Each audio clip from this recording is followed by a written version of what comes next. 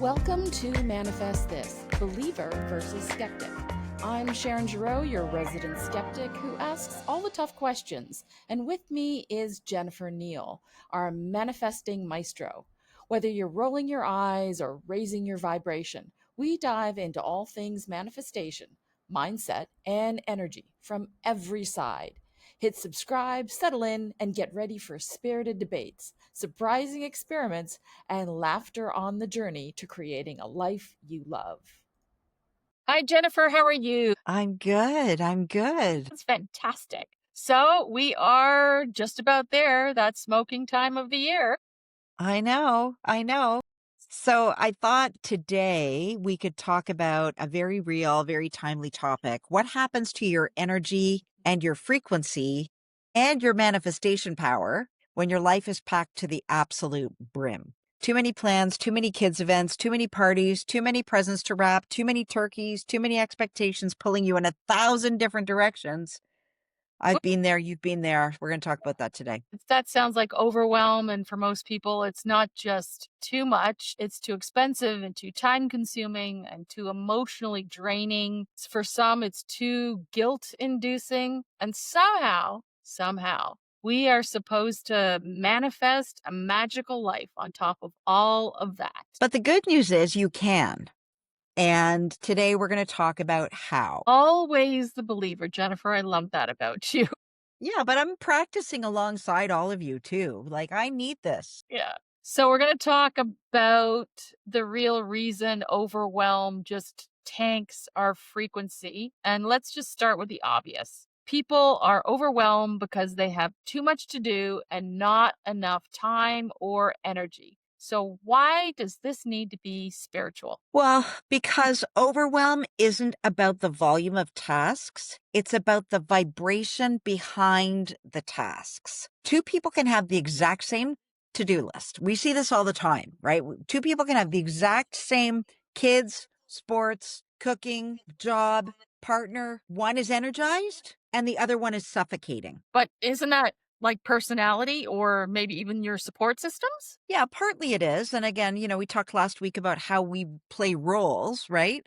But energetically, overwhelm happens when you are living out of alignment and you're living out of alignment with your core frequency. So it's when you're trying to move through your day in a state that contradicts your true identity. Overwhelm is a frequency mismatch more than a scheduling issue. Does that make sense? Oh, okay. That's interesting. So explain the mismatch to me. Most people are trying to do everything from a frequency of, and I'm guilty of this, right? I have to do it. I should do it. I don't have a choice. It's expected. I don't want to disappoint anyone. So when your actions are fueled by pressure instead of purpose, your energy leaks and it drains you faster than any task will ever drain you. So it's not going to the grocery store that's draining. It's the idea and the thought of how exhausted that will make you because you felt you had to make a meal for so and so. That is the exhausting part. Yeah, it's interesting because that's something I call shoulding on yourself. Totally. And we do it all the time. So basically the to-do list isn't killing us, the emotional context is. Exactly. Okay, so let's talk about the hidden message in manifestation when you're overscheduling. So here's the manifestation piece that people miss. And again, it took me and is taking me still a long time to wrap my head around this.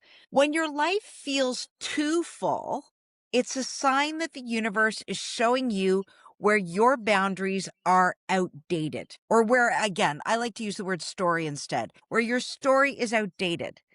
Overwhelm is feedback. It's information. It's basically the universe saying to you, you've grown, but your choices have not caught up with you yet. Okay, so it's sort of like your calendar saying, stop saying yes all the time. Totally, that's what it is. And I'll give you an example. I used to pride myself, and it embarrasses me to say this, but I used to pride myself on the fact that I would have 2, 4, 6, 8 Christmas parties stacked on top of each other in the month of December. And I said yes to all of them. Whew. And even if and one night I had 3 on the same night, and guess what? I made it to all of them. That was my ego right? Saying yes when you want to say no is a frequency issue. I didn't have the confidence or the sense of self to maybe pick the best one or the one I really wanted to attend and let the others go. So it's alignment. It's not approval. It's embodiment. It's not obligation. And I have been guilty of the approval part and the obligation part 1,000%. Let's be clear. Some things are non-negotiable. So you can't say no to cooking a meal that your kids might expect or buying the gifts or going to the recitals or all those things. There are some things you sort of have to do. Well, I mean, in the grand scheme of life, the answer is there's nothing you have to do. Nothing. Okay? But the question becomes, how can I do these things if I feel I need to do them? Like, let's face it, if you're at the end of your rope and you can't make your kids' piano recital end of year, sometimes something has to go. I Right. know as a mother, I wouldn't want to do it, but listen, if you're about to lose your marbles, maybe it has to go. So, but here's the easier part. How can I do the things I have to do without abandoning my energy? Right. Okay.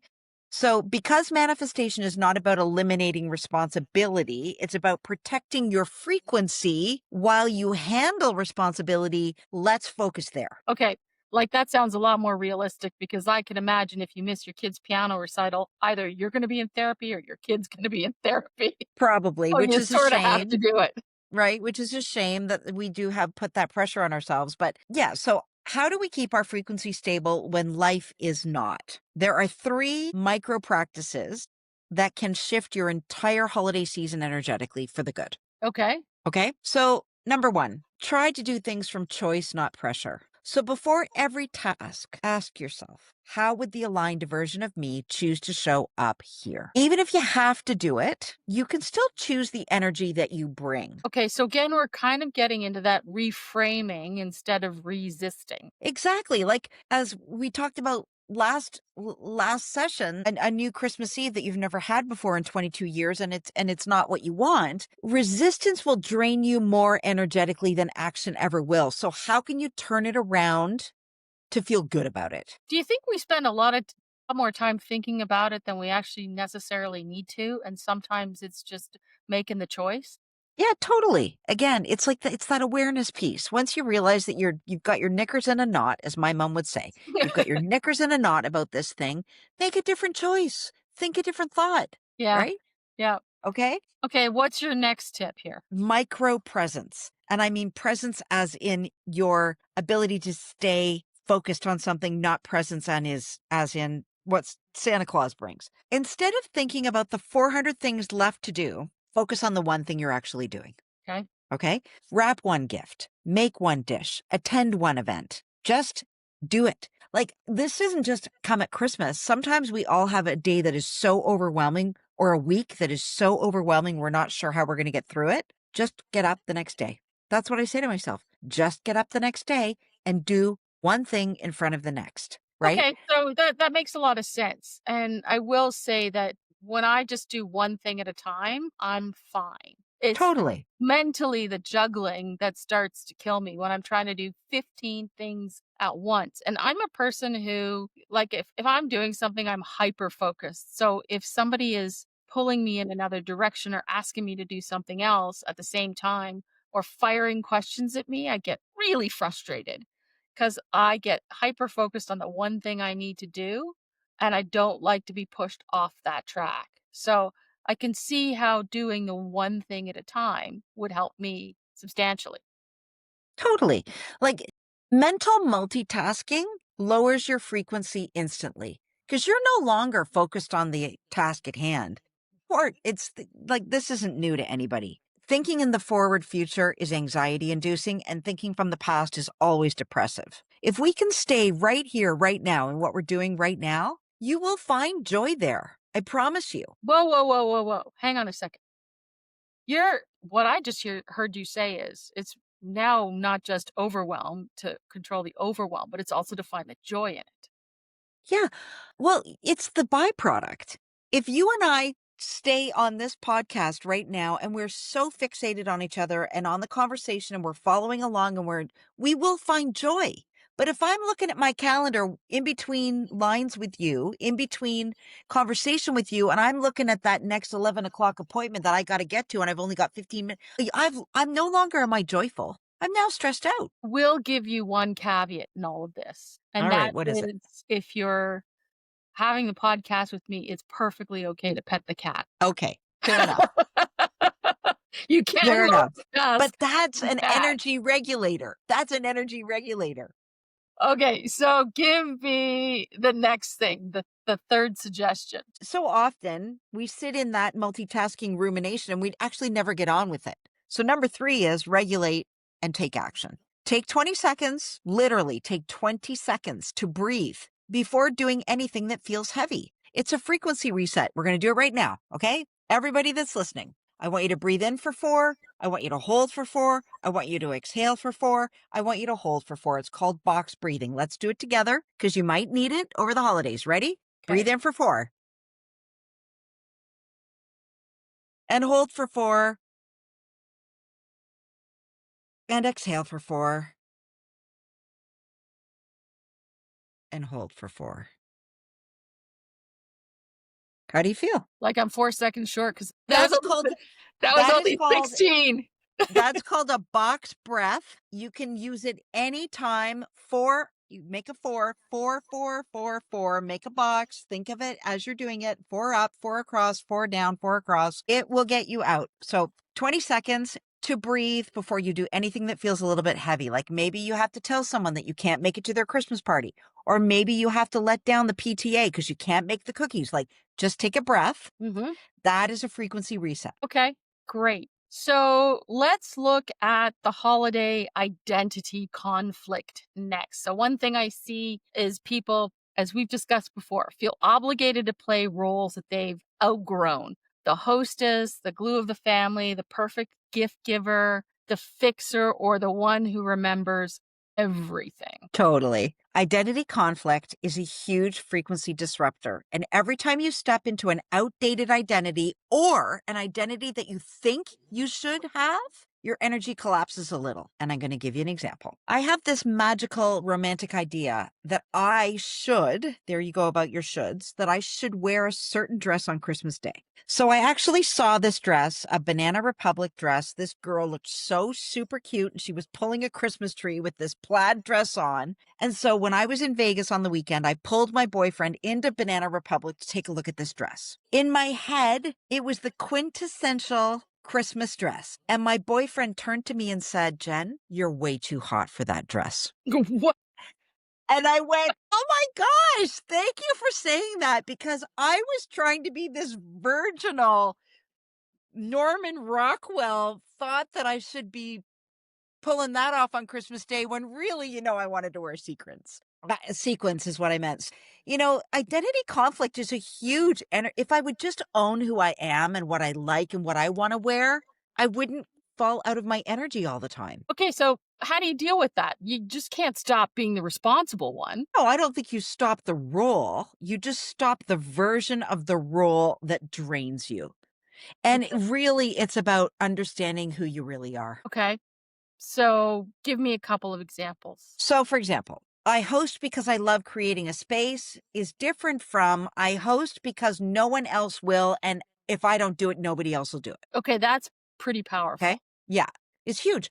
For example, I had a Christmas party. We hosted a Christmas party for 40 people on Saturday night. 2 weeks prior to that, I had a girls' night of 15 women here. And we're having another dinner party this Friday night for some very special friends. And my friend said to me, "You really love to host, don't you?" And I said, "You know what? I do. And yes, it's tiring, but I love it. And it gives you Right. energy. Gives me energy." So same action, different identity, different frequency. So it's really about embodying a version of yourself who can hold the responsibility without losing yourself in it. Exactly. And we all know people that are putting something on because they feel they have to or they should. We can feel their energy. Right. We know they didn't want to do it. We know they didn't want to host it. We know they're just doing it out of obligation. And that Yeah. feels shitty for everybody. True. Okay, so how about rest? Because I think rest is a superpower. Totally.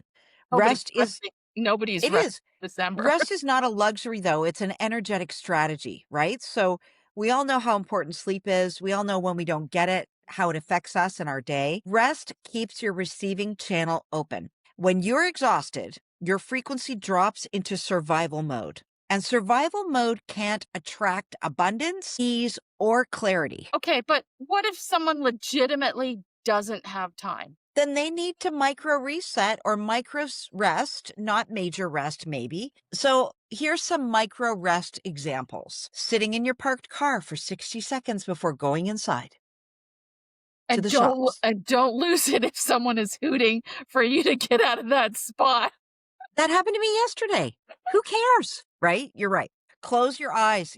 Maybe also you can close your eyes between tasks. Maybe you can take slow breaths or do the box breath we just talked about while you're waiting for water to boil. Like, take those moments. They're already in your day. Okay. Maybe you drive without music and allow some peace and Okay. quiet. That's interesting. Maybe you put your phone down for 2 minutes. Or one thing I love to do, light a candle, put on some Christmas music while you're wrapping the heap of gifts that you have to. Make it joyful. Mhm. Rest is not the absence of activity. That's never going to go away.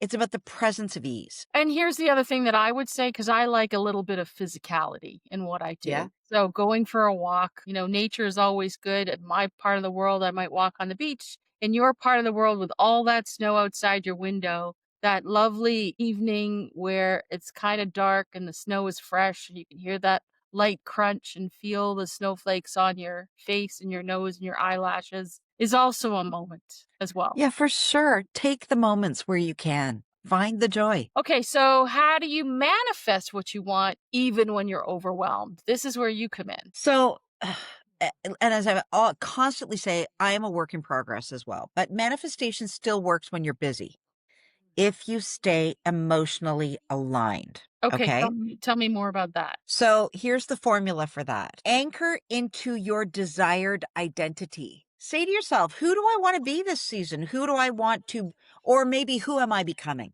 Who handles this season with ease? Who am I on the other side of this? Ask yourself who you want to be. Okay. That's interesting. Uh, Who am I on the other side of this? So this is part yeah.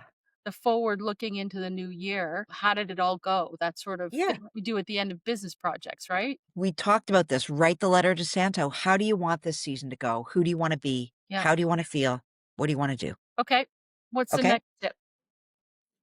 I would say, let your action be guided by frequency, not by panic. So a calm 30 minutes of action is way more powerful than 3 frantic hours. Right. Okay. And what I find is when if I look to my right now, I see an awful lot of presents that need to be wrapped, and we're jumping on a plane on Sunday. Right. But what I do is I compartmentalize them for one person, and I take 10 minutes and I knock that wrapping off, and then I go do something else. I have to say, as someone who hosted Christmas, I always also looked for shortcuts and hacks because I'm never going to make the perfect turkey. So I'll order one already made. Perfect. I appreciate that there are additional costs sometimes around some of the hacks.